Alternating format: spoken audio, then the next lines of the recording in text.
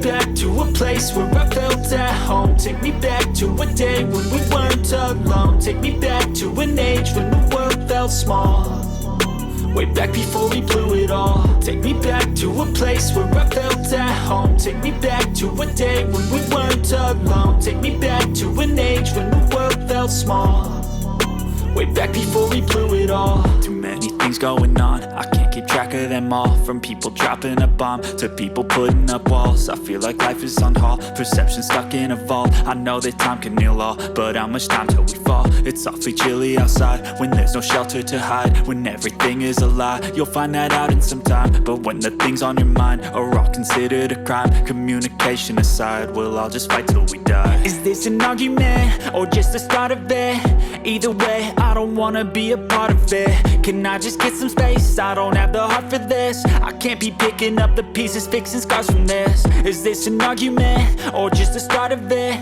I wanna drive away so I can be so far from it.